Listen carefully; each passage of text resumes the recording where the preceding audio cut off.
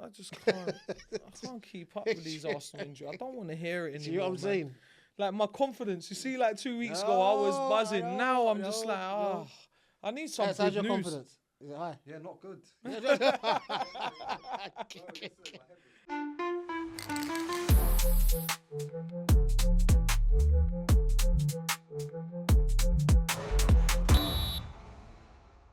Yes, guys, welcome back to the SOE podcast. I nearly forgot the name there. I was going to say subbed off earlier in SOE. Yeah, man. Guys, it's been a good week. Before we get into the introduction, done all right this week. We put a lot of short form content out. I think we got over 20,000 views on TikTok, Insta, YouTube Shorts. It's all right. Yeah, man, it's doing all right. It's all right. It's all right. But guys, again, yeah, like, comment, subscribe. I know I keep saying it, but now it's going out to more people. So, guys, it don't cost you anything. Just like it, comment, subscribe, follow, whatever.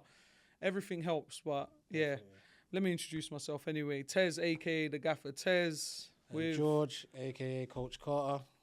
Let's go. Yeah, man, let's get into this one. We're gonna obviously international break. Yeah. So not a lot to talk about on that side of things. But I will talk about something in a second. But first, let's just go hot topic of the week. Benn Eubank. Did you watch the fight? Oh man. Did I watch the fight? Oh my day! It had me fuming at the end. Why? And whatnot. Listen, I'm ready to just let go. Well, let me know when I can go. Go. Just go. Let's start. Wait. Sorry. Okay. Just to let everyone know, yeah. So boxing is like my second favorite sport. That and enough. UFC. Okay, fair enough. Yeah, so I love this. I can't do the UFC stuff, but yeah, boxing cool. Yeah. But listen, let's start from the beginning. Yeah. Yeah. Obviously, Conor Benn's come out, yada yada yada. He's done what he's doing. Wait! Don't skip over the entrances. But I'm getting there. No, we gotta get there first. No, but I'm starting there. Cool. Conor Benn's come in, yada yada yada. Now, obviously, Eubank's made him wait a bit longer as he usually does. Yeah. Mind games. Yeah. Cool. It wasn't too long though. I thought it wasn't too long, wait. But listen, when you're making Michael Buffon wait, it's too long. Yeah. Okay. He was ready to call that the next day. Even his face looked like. Come on, man. Oh, come on, man. Come on, guys. Like, getting paid for this. Yeah. These times, now I'm seeing it. Okay, he's come out to steal Dre, which he did last time. Yeah. Yep. So that I'm thinking, okay, that's fine. By the way, I'm on my phone while watching it. I'm at home with the missus watching it. Yeah. I'm on my phone, blah, blah. Okay, he's going to come out with the same sort of thing. Yeah. When it cut and I heard, many men wish death upon me, Lord, I don't cry. Yo, when I saw 50 Cent, I said, oh, this is sick. Oh, now I'm up for this one. Yeah. Now I'm up. So I'm thinking, okay, he's gonna walk to the ring with many men, big white fur jacket. Yeah. He's letting Conor Benn know this is a different level. Not only inside the ring, but outside the ring. You can't get guys like this to walk you out. Yeah. Then the music cut. Then I heard, I'll whip your hair, boy. You know I will. I'm not gonna lie. That's when I lost it. My head was gone. Tez, my head was gone. I was gassed. I'm not gonna lie. I was gassed because as that took me back to 03. Yeah. Bishop Stockford Secondary School. Sony Walkman. Yeah. 1999 from Argos. That's what it took me back to. 03, 50 Cent. One of the So I'm best albums. So I'm thinking, yo, Conor Benn, you're in for a long he's on it today. Because he's on it now, You can't lose with 50 Cent coming out with you. You cannot do that because now you've got everyone that might have been on the fence about the fight is now actually leaning towards you just for that ring walk alone. Yeah, that was a concert. Bruv, I wish I was there. I got off the tickets as well and I was like, I wish I was there just for 50. Obviously, my groups and that, they're popping off, yo, 50s in a bit. Yeah. All that sort of stuff. So...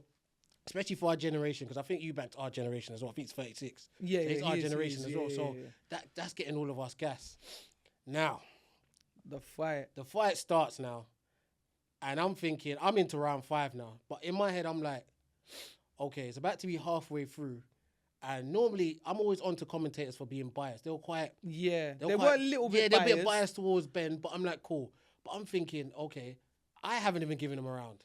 Like I'm not. I might have gave him one. I didn't give him. It was no like a rounds. tight, like third. It was second or third. And so I'm thinking round 6 onwards. Yo, like Chris, are you gonna do anything? You're gonna have to step this up. So I'm thinking it's gonna be like reminiscent of. Obviously, I know I'm not gonna compare Conor McGregor to Conor Benn. What I'm saying is that the bigger guy that had probably more of the energy was Mayweather against Conor McGregor. So Conor McGregor won the early rounds, and then Mayweather just walked him down, and that was it. Yeah. So I thought that's what Chris Eubank was going to do. I saw no change in any tactics. And even me, Tez, see when I'm watching boxing, see when a man's losing, what do I look at straight away? The corner. I just want to see what the corner's telling you to see if you're listening. No one in the corner, from what I saw, was letting him know that, listen, you ain't winning none of these rounds. Like, you need to kind of step Obviously, it up. Bo Mack was in the corner, and Terence Crawford's trainer. He changed him for this fight to try and get...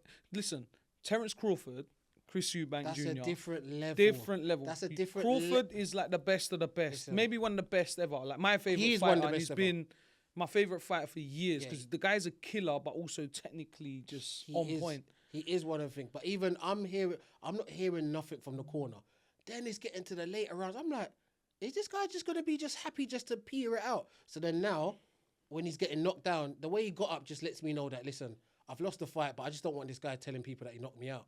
So that's why I'm just up now. He didn't even go down swinging. But even when he come up, he goes, how long's left? Yeah. Listen, you know, like... Well, you know how boxing is, man. His head's gone. He didn't want to. His head's gone. So equilibrium was gone. Bruv, gone. And then even after the fight, quickly, see when Conor Benn saying in his interview that, listen, we're done now. Like, he won one, I won one. I'm looking on the world title.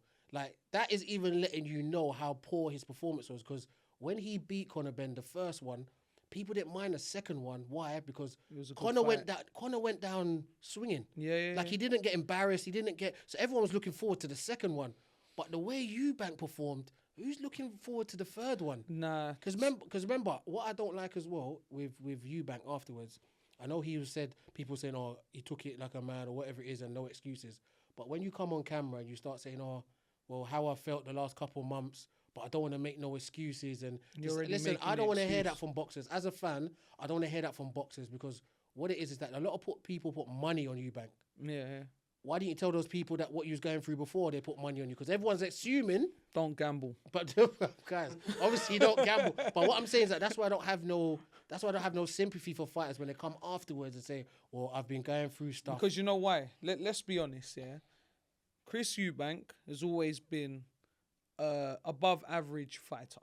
That's it. He's never been world class. He's never been. Yeah, he's always lost every time he's kind of stepped up to someone of a good level. Yeah.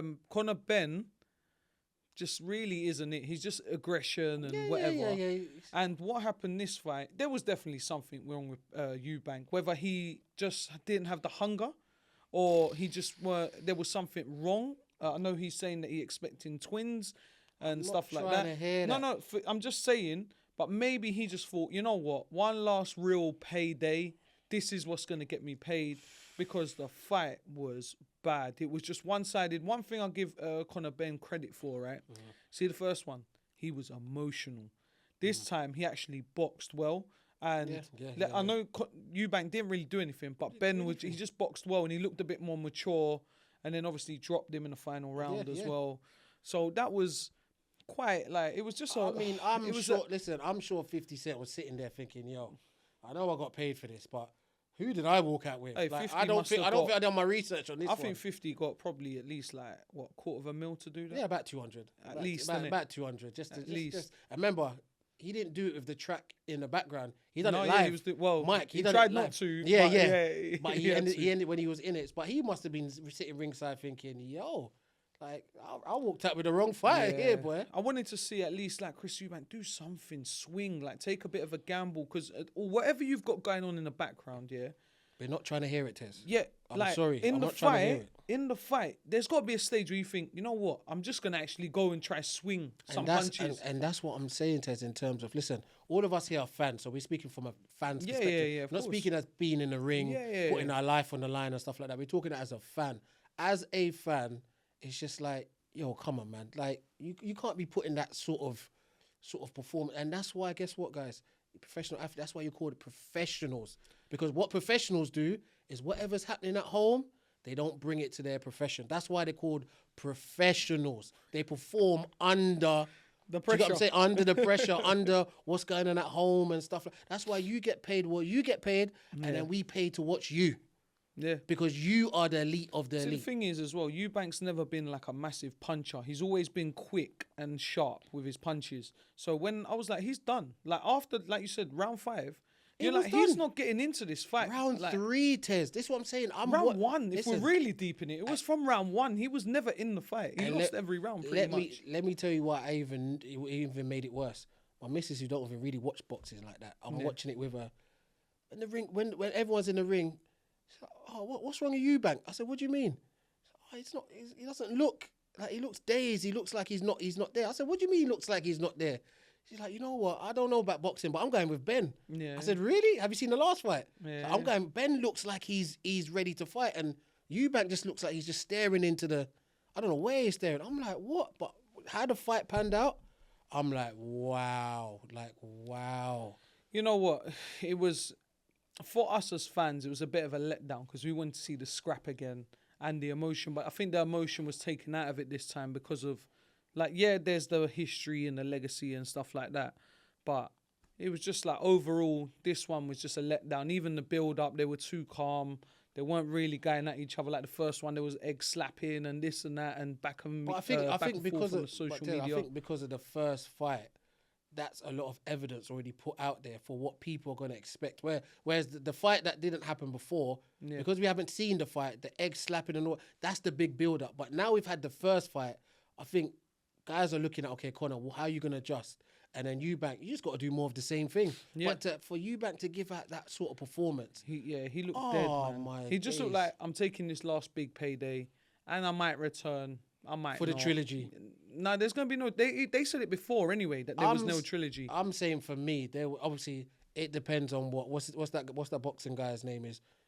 Turkey Al-Sheikh. He's the one that will decide. Yeah, not them, it's not true. Not Benn or whatever. He will decide. He's the money man, He will decide what's going to be the next fight. Okay, so there's just off this now, because cool. Benn won the fight. Congratulations. Hopefully he goes on to win a world title, which is going to be tough. Jake Paul versus Anthony Joshua. Apparently that's in the works. And also, Anthony Joshua versus Fury next year. Turkey Al-Sheikh apparently is saying he's going to make it. Which I think is probably about 5-6 years too late. But no, everyone's still going to watch that. Of course, we're all going to tune in. Fury will make it very exciting. Yeah. But the Jake Paul one makes no sense to me. Yeah, but Jake Paul, that's just money. I mean, if he can make a quick 100 mil, whatever they're going to make through, whatever they do, whether the back end, tickets, streaming, him and coverage, whatever it is. Javante obviously fell through because that was meant to happen. Why did that fall through? Let's not get into that. There's some background stuff. Oh, I didn't know. Stuff like that. I didn't know. Some domestic stuff. Oh, okay, cool. I didn't know that. But yeah, if everyone knows, man, if Joshua takes that fight, I don't blame Joshua. But like Joshua, Joshua doesn't knock him out within like 3 rounds, because someone like Ngannou, right, is knocking him out, 1 round? Was it 1 round, 2 rounds, whatever it was? Something like that. Like Joshua's then something's dodgy. But that's what I'm saying. So that it's either dodgy with that, or listen, he's gone into it. Say, listen, you're gonna get about 100 mil. Just let me last the 6 rounds, and then listen. Let's fight after that. Whatever you want to do to me after 6 rounds, I can just run out to the crowd and say, listen, I lasted 6 rounds with Anthony Joshua. Because really, like you said, it shouldn't last. It shouldn't. Because I had Javante Davis. If that was going through, Javante Davis is a beast. I don't care about Jake Paul's size. He'll beat him. Yeah, he can hit, and he's quality. He can hit. But the fight, Tez, overall. It was so disappointing, man. It was a letdown. Put up a fight, man. Yeah. I wasn't even. This is what I'm saying, Tez. I wasn't even looking for a scrap, because I was looking at how Conor Benn would adjust to the first fight. I was hoping Eubank Jr. would. Like, you're keeping up a legacy here, you know. Like the Benns had never beat the Eubanks. Yeah. And what is it? That was the 4th attempt? No, 5th attempt. 4th, innit? No, because the dads fought 3 times. Okay, 5th. 2 wins and a draw. 2 wins and a draw. And then he fought the 4th time. That was 4. And then you just killed that legacy, man.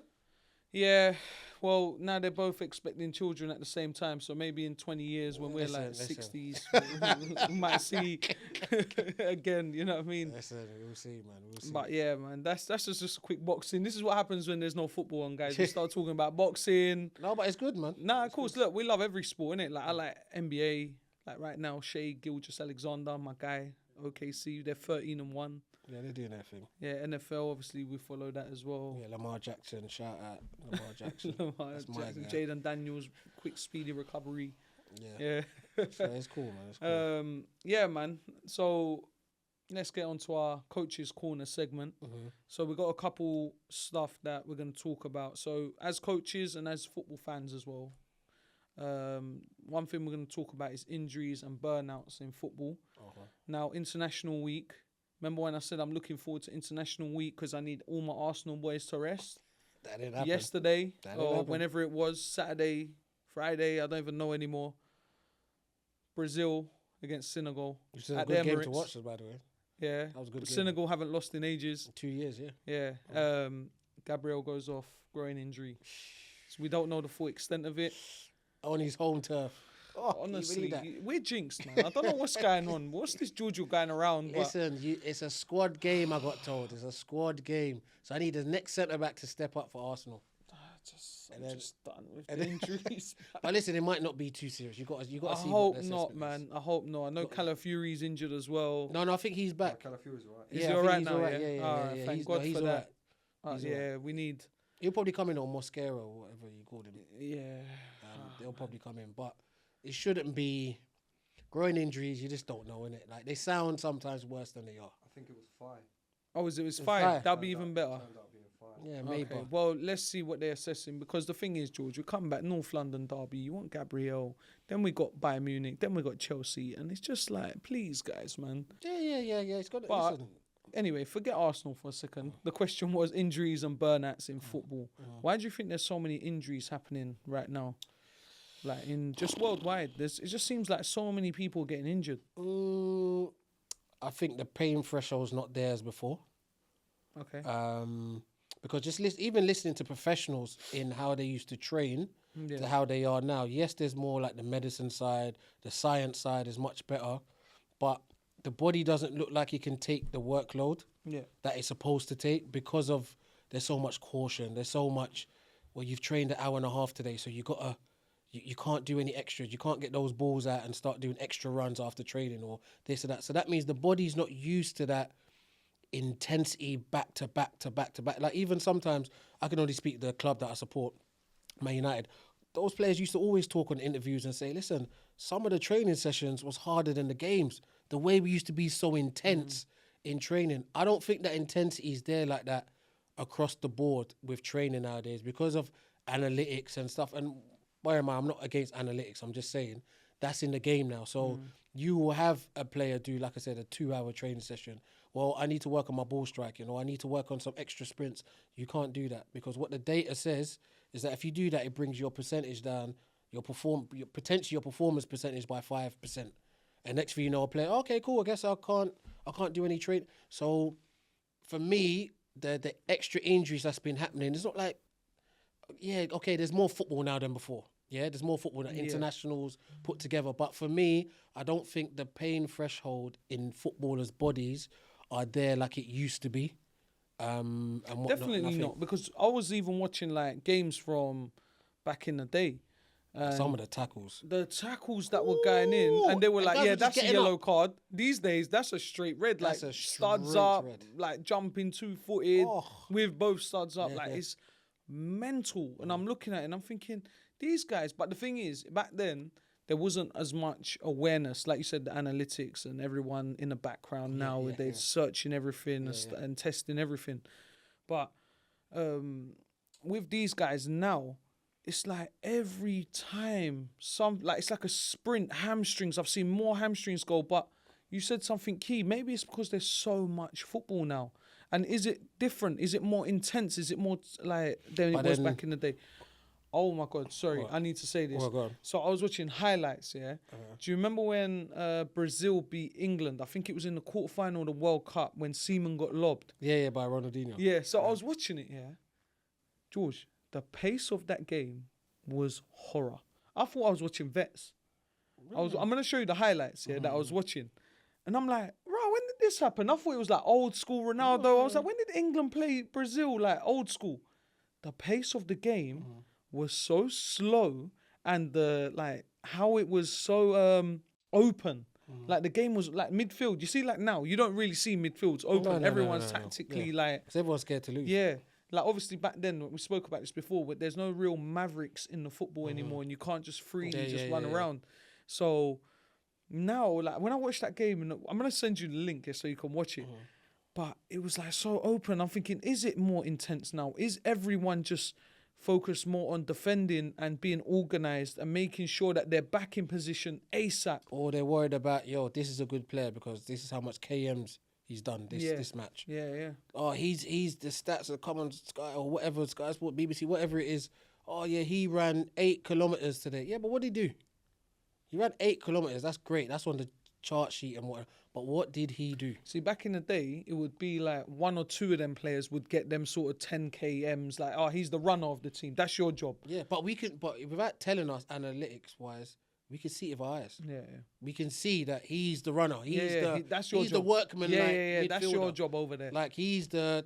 You know what I mean? You can see Ronaldinho's not going to run, but get him the ball and let him do his thing. Get it to Rivaldo, Ronaldinho and R9 and just let them do what they're doing. But I know what you're saying in terms of, obviously the pace was slower, 100%, but I just think the quality of player, there was more around, if that makes sense. Around them times. Yeah, around them times. Like you said about the Mavericks and stuff like that. So to us right now, because we've been watching the Premier League for so long, the last few years, when we go back to watch that, what we was growing up on, now it looks crazy slow. It's like stuff like NBA.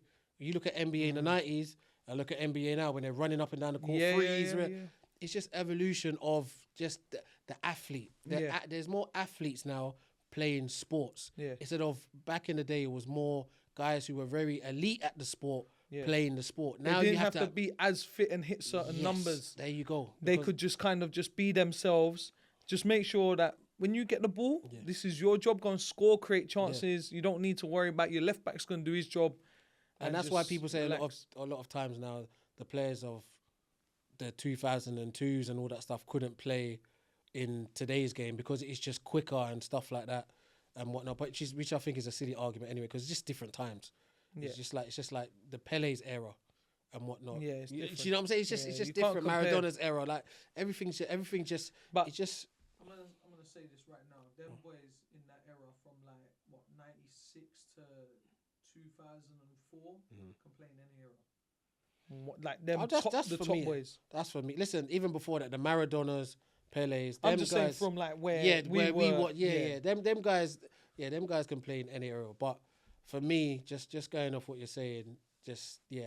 Football's definitely become faster and there's more intense running and whatnot. But I think the injuries, I know you can go to there's too much football, but at the end of the day, if there's too much football, where are these analytic guys at these clubs saying, listen, I know you've been picked for Brazil and whatnot, but going off your analytics at your club, going to Brazil, travelling there, or even playing this amount of minutes, we need to speak to your national team and let them know. I don't think the national team cares. Of course they don't care. Why would they care? England again.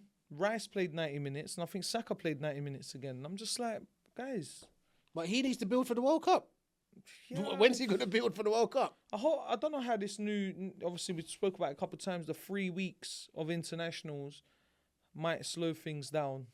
I don't know if it slows things down or makes things faster. I think they're trying to get probably more fixtures out of the way. Out the way for what, more games? And then, but also it also allows the international managers to get more time in one bulk with players.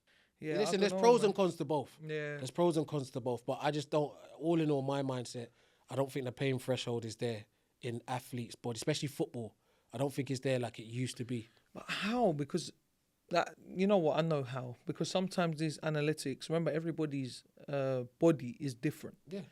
He can take certain pain that he can't or whatever, but it just seems like there's a lot of injuries, like big long-term injuries as well. But that's what I'm saying about the analytics when it comes in, where there's a pro and a con. If you can tell me I don't need to do extra training, 45 minutes kicking the balls around, not doing it. Then why are you not telling me I shouldn't be going on international duty? Do you get what I'm saying? If it looks like my charts are just way over where it should be and I might be risking injury, they've also got to know that as well. Yeah. But international managers, they're not going to care about that, because if I don't see you in these 2 weeks, I'm not seeing you until 6 months' time, and I'm trying to make a, do you know what I mean? A decent team and stuff like that. I need to get you playing. So it's hard. It's hard. But yeah. I say scrap all international football and just turn up. Every country gets involved at the World Cup. No. And Euros. There's certain countries I'm not trying to see. No, they can have qualifying rounds. Yeah, but all the big boys, you're all through. But then that's when you got to open up a new floodgates. Who do you classify as big? I'm just being selfish. Like, I'm just talking nonsense, to be honest with you. But injuries happen anyway. I know. Look at Havertz. Where did his injury happen? Where did it happen? I don't want to talk about it. No, but what I'm saying, for example, where did it happen? Wasn't it training? Pre-season, I think. Wasn't that training? No, it happened. It happened in I training. think he played like one game. Yeah, and and got happened injured. at training. Wasn't it pre-season? No. No, it happened after. Did he play the first game of the season? That's what I'm saying. And it happened at training. I just can't. I can't keep up with these Arsenal injuries. I don't want to hear it anymore. See what I'm saying? Like my confidence. You see, like 2 weeks ago, I was buzzing. Now I'm just like, I need some good How's your news. confidence? Is it high? Yeah, not good. Bro, yesterday my head was hot. Oh man, there's too many. Like, why so many? Like, why is Haaland not getting injured? Why is Ruben Diaz and Rodri and Shirky? Like, I know they had a few injuries, but guess what, Tez? They've been there and done it, mate. man. Yeah, they've been there and done it. My confidence, they've guys. been to It the used to be up mountaintops. here. We haven't even played this week, and this guy is down. They've been to the mountaintop, mate. You Man. guys are still trying to climb up there. I'm fed up. Well, I'm listen, fed up wish with these them injuries. well. Hopefully the injury's not too serious. Yeah, man. And whatnot. Just you gotta wait for the test. Wait for the test. We'll wait for that test, Yeah. man. But all in all, that's my account on. Yeah, kind of yeah. I just think, injuries. I'd like similar to you, man. I'm not gonna dwell on it too much, but yeah, I think just a lot of football. Maybe it's a bit more intense, Yeah, but yeah. I don't know. Pain threshold, something's It's going wrong. accumulation of a lot of Yeah. things. It's accumulation of a lot of things. All right, we'll go on to our next bit of the coaches' corner. I think someone asked this in the comments. I don't know where, but how is the game changed from our age, from us growing up, to the current generation and their crop of players now, and especially with their hunger and passion for the game? And I'm going to take the lead on this one, yeah? We talking about young us lot, academies. Yeah, and- like just our age group as youth. the youth Yeah, I'll get you, generation okay, now, okay, so I'll get you, current I'll get you, generation okay. growing up. Okay, I get you. Because this is something that I've been speaking with my under 16s about recently, and I was like, guys, you see you guys here, like you see when I was growing up, I hated to lose. Like I actually anything, FIFA or PES, whatever it was, Sonic, Mario, it don't matter, whatever it was, I hated to lose. And I was, especially in football, because I was so passionate about it, and I think we spoke about it before as well, but like I used to watch every single game, George. Like, you know, the Golazzo on Channel 4, the Italian League. Sometimes, I don't know if it was Channel 4, Channel 5, where late night, I would stay up. I would be like 7, 8, 9, 10 years old. I'm watching Brazilian League at 1 in the morning. It used to come up like, areas. yeah, and Sao Paulo, and like I'm watching it because I love Yeah. football, and I'm hungry for like to learn, and I want to watch and see the new superstar, and because you know back then like there was so many wonder kids coming out of Brazil and stuff. So I'm watching it, but like nowadays, like this is what I was talking to my 16s about. I was like, guys, like you're playing the game, and it's like you lot don't even care. Like sometimes you don't care, like you care, but you don't really care. Like you're happy whether you win or lose. My week's ruined when I was growing up. If I lose a game, I'm thinking about that game the whole week. These guys, within 10 minutes, cool, you have your end of your post-match little talk with your players. And then after that, it's like, all right, cool, back on the phone. And that's probably got a part to do with it. But I don't think they're hungry enough, not passionate enough. They don't live and breathe football for me. And I need like, and again, it goes back to like we were speaking about this before. Again, the ones that kind of make it or have a better chance of making it into academies and becoming pros, they're living and breathing the game. They're watching, they're studying. It's not just highlights on TikTok of nutmegs and like wonder goals or super strikes, or you know, like he's dinked it over him, look, or you know the barge where I've seen one like move man, where you just hit him like go to the gym. Like they're looking for clips instead of Brexit. Yeah, like they're Brexit looking tackle. for clips more than actually looking at the game and thinking, how can I become a proper footballer? You know, so that's the question anyway. But that's kind of my fault, and I think there's a lot of distractions through the social media. I think the attention span of the youths is not there anymore to sit there and watch 90 minutes of a game. They would rather just not even watch match of the day. They would watch the YouTube clip now, because you know, like all these big platforms now, they're putting up 3-minute highlight videos, so you can just watch that and then you feel like you've seen the game.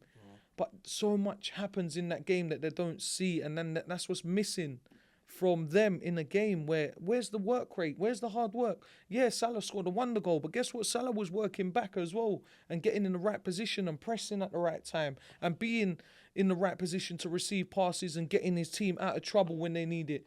So, yeah, that I don't know, man. But Tez, even saying some really good points you said, but even going back to the original point in terms of not being like unhappy to lose. Well, it's hard for them to be unhappy to lose when they're doing other activities in school and you get a medal for being 8th place. You get a participation medal for doing this. You get, we can't do sports day competitive because that's going to make this one over here feel sad upset, yeah. and this, that and the other. So everyone's just going to get a certificate saying that they ran the race. This is where it's watered down from young. Yeah. So they fizzle that into football as well and whatnot. Tez, how many tournaments do you go to that you are eliminated from the tournament? They say, no, don't go anywhere. We've got the silver cup. Yeah. And if you're eliminated from that, yeah. we've got the bronze cup as well. Yeah. What is that promoting for the kids? Whereas me, when I take my, especially me, when I know, you take them home. Listen, I take them home. Like, if you want to do it, parent, take over. I tell parents or whoever wants to stay, listen, you guys can finish off the plate cup or whatever. We just got knocked out, and there's nothing wrong with getting knocked out and coming back stronger the next week. Yeah. Or even sometimes when we stay at tournaments, I'm only staying out of respect for the tournament organizer who doesn't mess up their bracket or whatever it is. Yeah. But for the most part, that's where it started from. And that's where you get 16-year-olds turning up to games. Well, we've lost the game, but it didn't start at 16, it started at 6. Yeah. Where all they've been known is participation trophy. Guys, we're in the play. Listen, I had a tournament where you got my players, looking at the app, saying, guys, listen, if we win this one, we can still get to the plate. I'm like, listen, man, this is the problem right here. If we would have done our job in the first place, I had that fire in our bellies and, guys, we need to get to got a strong team who should be competing for the cup. I'm saying even if you don't have a strong team, I've been to tournaments even when I was younger, or you don't have the strongest team. You know who the strongest teams are, but you still want to get where they are. Yeah, you still want to get to the quarterfinals. Yeah. You might get bounced out, but we got bounced out by a proper team. A proper team. Not going through like some of these teams that we end up playing in the plate and the silver cup. It's just like, guys, these are just glorified friendlies, just to keep us here for the burger van and all that. An ice cream truck. Yeah, an ice cream truck and all that. So for me, I think it starts from that young, where it's not the competitive nature is not promoted enough and whatnot. And then they get to secondary school. Well, the world's gone soft. And then, come on, as a whole. Yeah. As a whole. I think it's circling back around slowly. I think we're too far gone. And you can always bring it back. If you put certain things in place, you can bring it back. It's too far gone. You think so? Yeah, there's too much. I don't want to get into all the political sides. I'm not getting into all that, but it's too far gone, man. Maybe in football, but this is why a lot of parents come back to us as coaches, because we're quite strict. And we're passionate and we want them to be competitive. Like, guys, yes, you can lose, but there's a way to lose. Like, don't give up on that. That's one thing, you know me anyway. I can't stand you giving up. Like I told you about my 16s today. Yeah, off camera. We were 2-1 up. In 8 minutes, we've conceded 4 goals. Total capitulation. I got them in at half time. That was it. I went ham on them. Like, then don't forget, guys, I want you to understand something, The areas we work in, these boys, trust me, they're a lot tougher than some of you might not work with these sort of boys. But I went ham on them. I went mad. But guess what? Brought it back 5-5. Well, there you go. Yeah, I mean, and the week before they had the stinker. Do you remember I told you won on penalties? And training, they ran for. You saw my training. They ran for an hour. I just heard footsteps behind me, and me shouting, "Touch that line!" I'm like, "Yo, respect the line, respect the line. Don't cheat. Anyone cheats, doing it again." I was going mad. But I was like, guys, man, I don't like talking to you lot like this. But why do I have to get you lot mad? Like, even one of my players, I was switching at him because he was out of position. And I'm like, step on the player. And he's got angry, I could see, and he wants to answer back. And we had a corner. So he's headbutting the ball into the goal. You know what I mean? You know what I mean? Like, he's gone up for the header and he scored. But that anger, that's what, like, he's gone up there. He's gone, boom. And I was just like, you know what I mean? Use the anger on the pitch. But why do I have to make you hungry to win a ball? Because I even had another game with my 15s of county last week as well. Yeah, yesterday. Sorry, on Saturday. And I just said to the boys, "You lot are not hungry. These boys have come from a different area, first to every first and second ball, and we're not hungry for it. We didn't want to play." And then I've come off, and parents are like, "Tez, they didn't want it, did they?" At all. I said, "There's nothing. I can't teach energy. I can't teach hunger. I can't teach passion. I can't teach talking because I can just tell them to do it, but they have to do it." Yeah, and like I said, for me, all that stuff starts from young. The school, remember, they spend a lot of time in school. So when you're getting pumped with that participation, well done for taking part, this, that, and the other. When you get pumped with that day in, day out, and then you come to a club like ours, and then we demand you to be competitive and all that kind of stuff. Trust me, it's a contradiction to what they hear. So sometimes I'm not surprised when certain times that you look at a certain game or a certain situation where it's like, how can you guys not be up for this?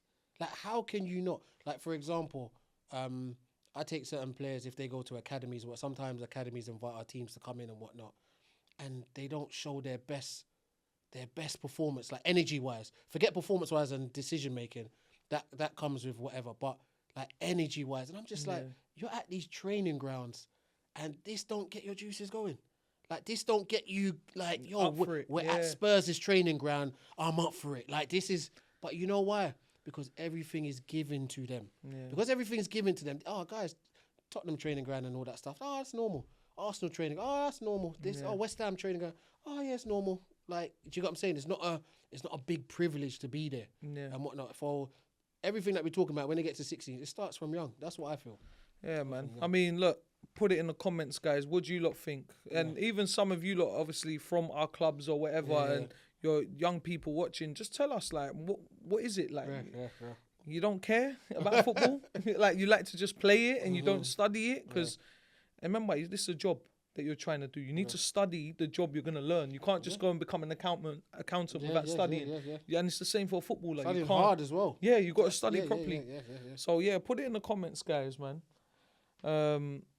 But, we're coming to your favourite part of the show.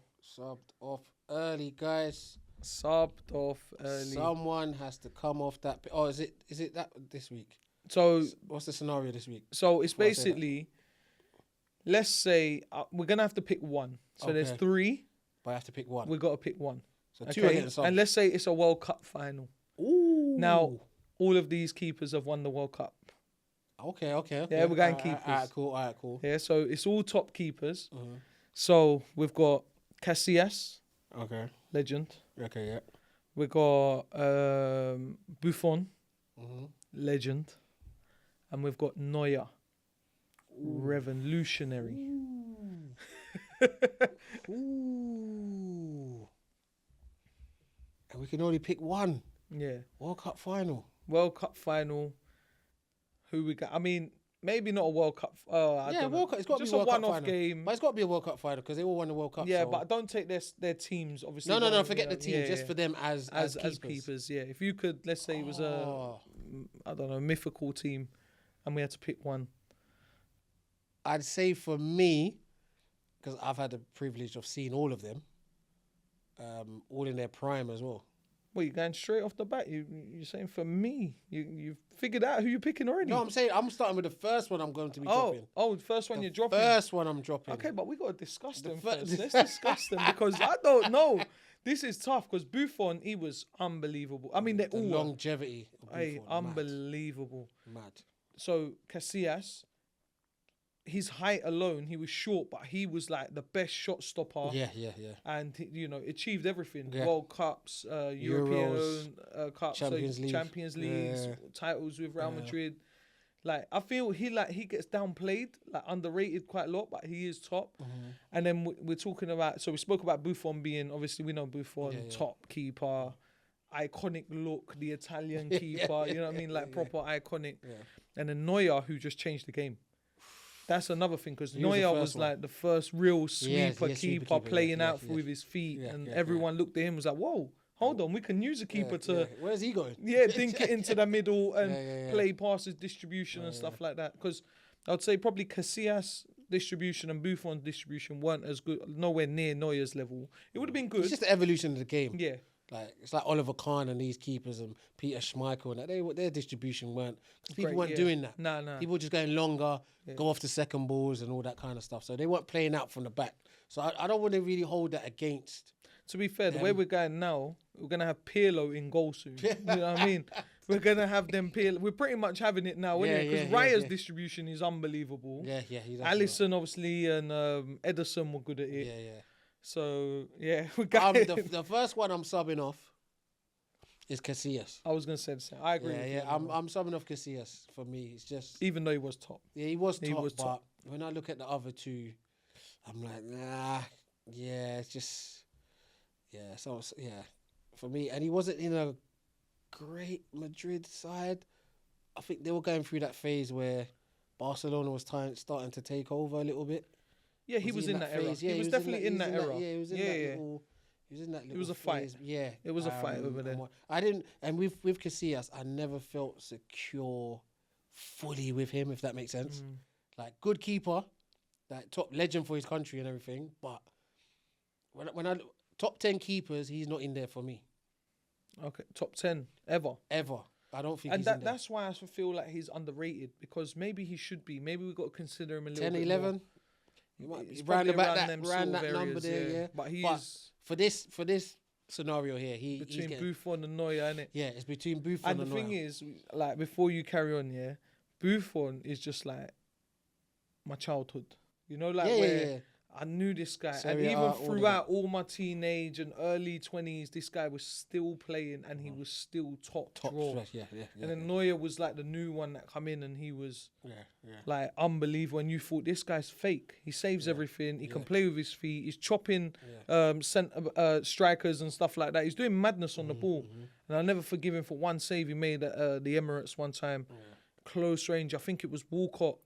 Or Walcott was involved somehow, but he's like, clawed it back off the line. It was like the Seaman save, but at pace. Like the way he kept it out, and I was like, so yeah, between Buffon and Neuer. Me personally, this is a tough one, man. Me personally, this is hard.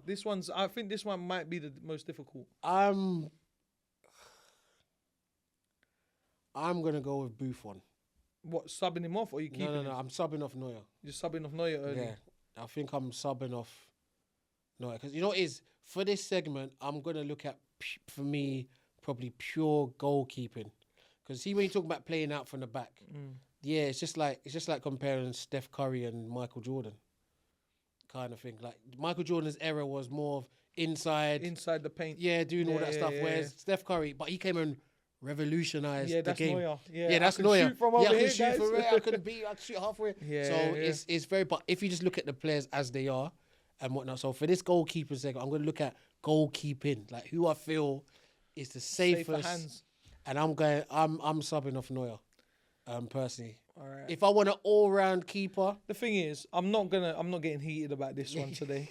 But Buffon was iconic, like legendary Italian goalkeeper. I felt safe with Buffon in there, like all the time, no matter what team. I think Neuer is. I feel safe with Neuer in there as well, and the fact that he changed the game for goalkeepers, I think that's a massive part to play as well. And obviously, he's won it all as well. Did he win? He ain't won the Champions League, right? Did he win the Champions League? I'm sure they did. Why win the Champions League? Yeah. Sure they won it, Champions League. Yeah. With Lewandowski and them. Didn't they beat PSG or something? They beat PSG? And he was in that team? Yeah, I think so. I'm sure. Yeah, they won in 2020. There you go, yeah. It was. They did beat PSG. PSG, innit? No, Buffon hasn't won the Champions League. That's what I'm thinking about. He's never won it. No? Nah, Buffon's never won it. Nah. No. Buffon, fact check it. I'm pretty sure Buffon hasn't won the Champions League. Okay, fair enough. It's like R9, isn't it? He's never won the Champions League, but we don't take that away from him. You know what I mean? He still won the World Cup. He hasn't, innit? Yeah. He reached the final 3 times. Oh, man. He reached 2003, 2015 and 2017. That's mad. Oh, mad. Look at the longevity. For me, listen, for me, I'm going Buffon. That's me. I'm going to go a little bit different, but I love Buffon as well, but I'm going to go with Neuer just for the fact that he changed the game and he is top as well. Like, he's unbelievable. He's safe in there. He just feels like a giant in there. Yeah. So I'm gonna spring a bit of a surprise on you really quickly. Right. Yeah. Let's do match predictions quickly for next week. Okay. Yeah. So obviously, What we got? Have you got a list? it could just go on one of the apps quickly, man. Sorry, man. I've just sprung it up on us. That's all right. I'm sorry. Let's just get the match predictions because let's talk about next week quickly because Okay. Premier League's back, baby. Wow. Burnley, Chelsea. Oh, I'm going Burnley for once. Normally, I never go Burnley. George loves Burnley, Early but every kickoff time on he goes for them, Saturday. they lose. Probably Casillas will play for Chelsea. Oh my god. No, I'll go Chelsea. Let's go Chelsea. I'm going Burnley. Bournemouth, West Ham. Nuno's Bournemouth. on fire. I'm Because they're going at draw.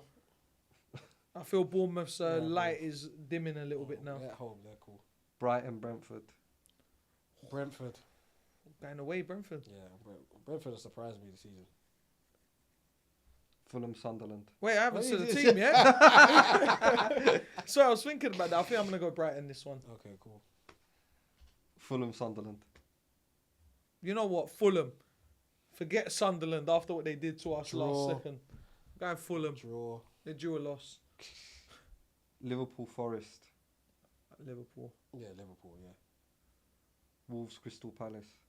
Wolves. Palace. Crystal Palace. What with thing in it? Rob Edwards has come. Who? Rob Edwards. From Middlesbrough. Wolves. Okay. You don't believe that? Yeah. Just be different. Yeah. Yeah. Big one for us. Newcastle, City. Newcastle draw. Newcastle draw City. Now, I'm gonna go Newcastle because they're at home. you know what? I'm gonna go Newcastle as well because they've been a little bit off form and I shaky. think and St James's Park will get them up. For it. yeah, I think St. they James's got will. if they better be up for that game the way they were up for our game. Yeah, Voltmada, Yeah, show yeah. who Haaland who the boss Yeah, is, yeah, mate. yeah. But yeah, we'll go Newcastle. I hope. Okay, then on Sunday, Leeds, Aston Villa. Villa. Draw. I'll go Villa. And then the big one, Arsenal, Tottenham. Is there only 2 games on the Yeah. Sunday? Okay. Arsenal, Tottenham. I'll go Tottenham. What? What? Tottenham. What's this? What? I can't go Tottenham. This guy's an Arsenal I'm hater, going. man. I'm going Tottenham. You see, he's just here to Going antagonise Tottenham, us. Mate. Going Tottenham. It's going to be hard, though. Yeah, that's what I'm I'm saying. going Arsenal. Okay, alright, cool. 5-0.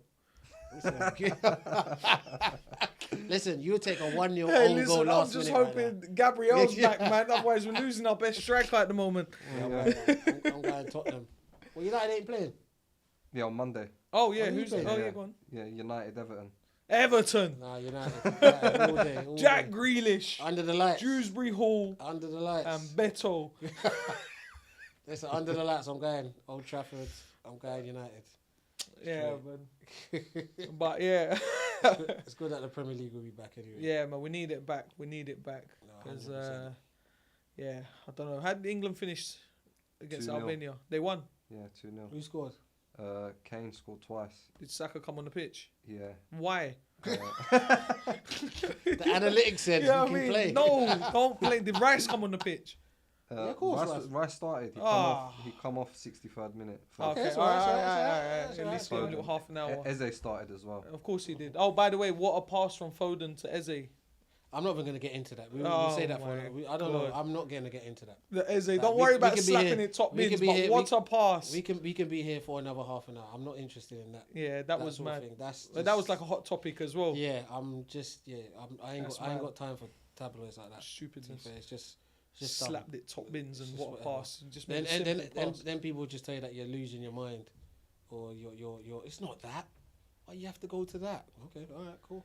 We're just telling you what we're seeing, isn't it? So I didn't say anything, but Yeah, man. that's Everyone another- knows anyway. What, Yeah, what's it is going what on it there. just is what it is, man. But yeah, guys, man, that's another episode done. Don't know what episode it is anymore. I said this, I'm not introduced. You can see it on the title. Ertz is in control of that. But guys, I appreciate everyone as well, especially like this week's been quite good for us with the short form content. We're going to continue all that stuff. So like, comment, subscribe, TikTok, Instagram, YouTube. Twitter, we're on Twitter. Any questions, guys? Questions, put them in there. Anything.